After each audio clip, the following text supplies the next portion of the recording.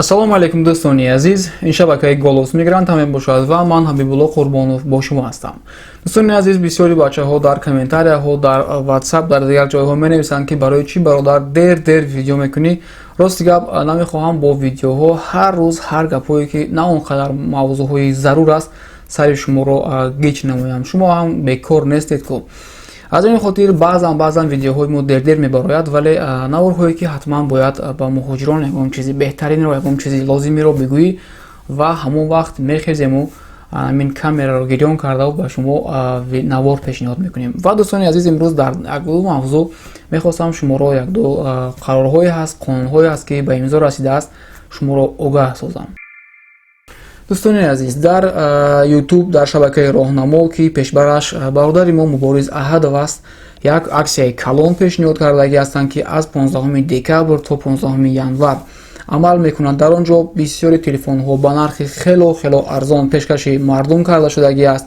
ман ҳам хостам ки обуначиҳои шабакаи Голос Мигранта огаҳ бошанд аз ин чиз ва ин хабарро ба шумо гуфта истодаам. рақамҳое ки мебинед дар рӯи навор, занг занед, ҳар телефоне ки мехоҳед пурсед, инҳо доранд, арзон ба шумо пешкаш мекунанд. ва ҳамчунин навори кӯтоҳе дорем ки дар охири видео ҳаст, метавонед бубинед дар онҷо дар бораи кадом телефон чанд сум меистад, кадом телефон чӣ қадар меистад, доставкаш бепул аст ба тамоми областҳо, ба Москав ҳам.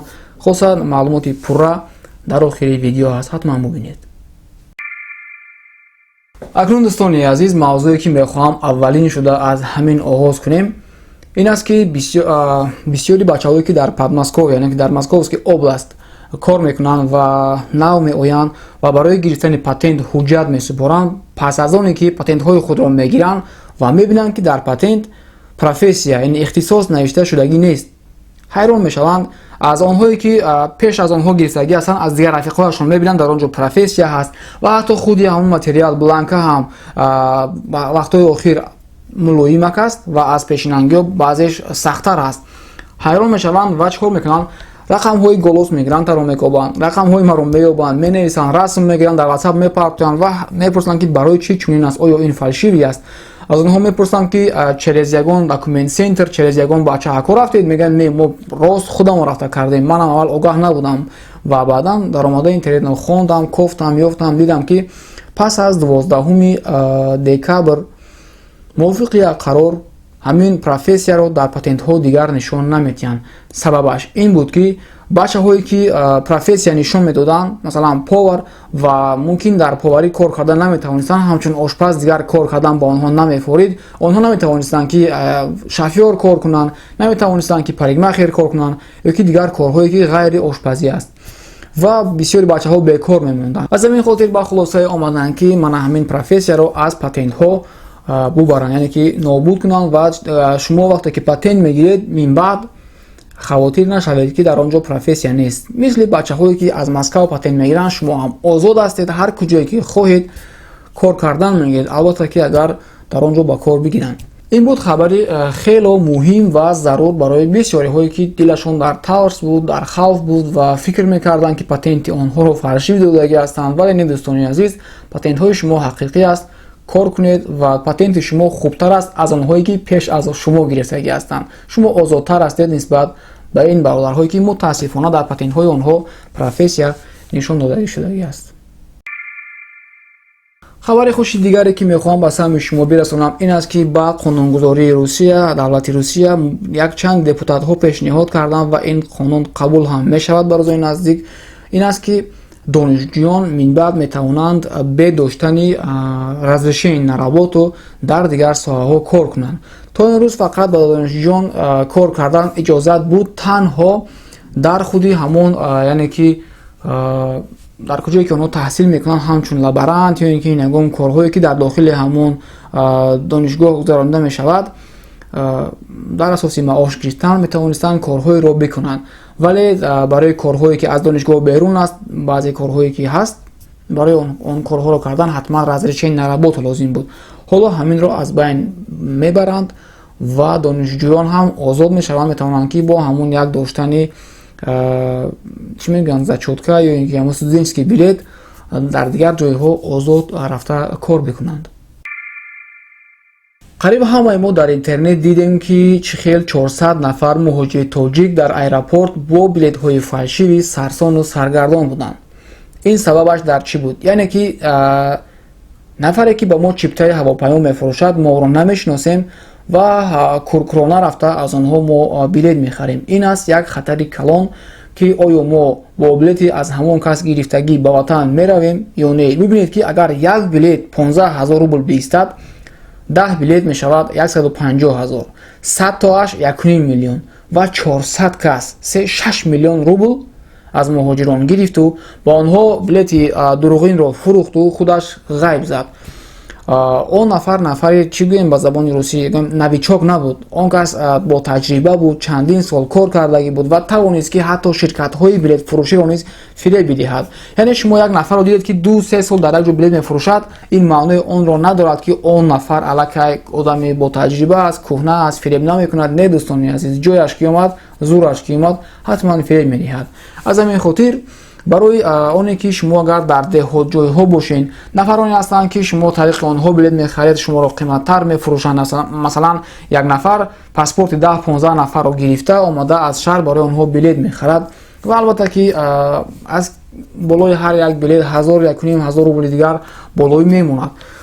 агар шумо розӣ бошед, ин дуруст аст. агар шуморо он кас фиреб диҳад ки дар ҳақиқат билет ҳамин гуна нарх аст, бародар, масалан билет 13 000 бошад, вай ба шумо гӯяд ки 14,500 аст, бовар кунед, қасам бихӯрад, ин яъне ки ман ҳам зидди он кас ҳастам. аз ҳамин хотир барномае ки ман ба шумо дар навори пешинаам дар борааш ки чӣ хел барномаро скачат мекунӣ, чӣ хел дохилаш даромада билетро мегирӣ, аз карта чӣ хел пулашро пардохт мекунӣ, осон аст, нархи аз ҳама арзон нисбат ба ҳамаи кассаҳое ки ҳастанд ба шумо пешниҳод кардагӣ будам. ин як барномаи хело қулай аст. барнома созандагонаш бародарони тоҷики худамон ҳастанд. дар ҳамае ки вазврат ё ин ки ягон хатогиҳо мешавад, ҳатман шуморо дастгирӣ мекунанд. даромада аз он ҷо нархи ки дар интернет ҳаст бо ҳамон нарх мехаред. яъне ки электронни дунё пешрафта истодааст. ҳамагӣ аз телефони худ дар байни 10 дақиқа билети худро харидӣ ва парвоз кардӣ. ман қариб як 6 моҳ мешавад ки қариб як чанд нафарро тариқи ҳамин барнома билет гирифтам. ҳамаи наздикони худамро, ҳамаи ёр рафиқонамро тариқи ҳамин барнома ман билет мегирам. хело аз дигар ҷойҳо фарқ мекунад. дӯстони азиз, силкаашро ман дар эписани видео мемонам. ҳатман даромада скачат кунед, дароед истифода баред. барномаи бисёр хуб аст ва ҳатто ин бародарҳо тасмим гирифтагӣ ҳастанд, як қисми фоидаи ҳамин барномаро хайр мекунанд. яъне шумо сабаб мешавед ки ин бародарон соҳиби маблағи асосӣ барои хайр кардан мешаванд. бо дастгирии шумо ҳамон маблағи хайр ҷамъ мешавад. вақте ки онҳо хайр мекунанд, ҳатман ки шумо ҳам дар ин хайр хуш ҳастед, савоб мегиред. хуб дӯстони гиромӣ, ин буд як-ду мавзӯъҳое ки хостам ба самти шумо бирасонам. наворе ки гуфтам оиди аксияи телефонҳо ҳаст, ҳоло метавонед тамошо кунед ва ба ҳамин ман ба шумо хайрхуш мекунам. худованд ҳамаи шуморо нигаҳбон бошад. ба ҳамаи шумо барори кор дӯстони азиз. دوستان عزیز، امروز ما یک اکسی کلان اعلام میکنیم. میجان یک لحظه بیست. دوستان عزیز، امروز در شرکت راهنما یک اکسی کلان تلفنی اعلام میکنیم. از 15 دکبر 2019 تا 15 ینور 2020 اکسی کلان تلفن ها اعلان شد. Redmi Note 8 یک کніژنی چخال پدرکه، درونش به یک نخل چخالی پدرکه دارد، یک استیکلو، همش 12,500 روبل میشد. هم نرخش ارزان شد، هم یک کніژنی چخال پدرکه. Note 8 Pro 64 گیگابایتش 15,400 روبل میستد. 128 گیگابایتش باشد 16,400 روبل میستد. ACS این اسی نیست. ACS رنگ A53 کامera دارد. отпечатки палецш ҳам дар экран ҳаст. нархаш 12,900 рубл меистад. чихол стеклош падарка. Samsung A30 бошад 11,900 рубл меистад. чихол стеклояш падарка. инчунин ҳаст хайскрин, телефоне ки чихол, ламинат, наушник ҳама дарунаш аст, ҳамагӣ 6,900 рубл меистад. ҳатто даставкаш ҳам бепул аст. Redmi 8 32 ГБ памят, 5000 мАч батарея, ҳамагӣ нархаш 9400 рубл меистад. Redmi 8 64 ГБ бошад 9900 рубл меистад.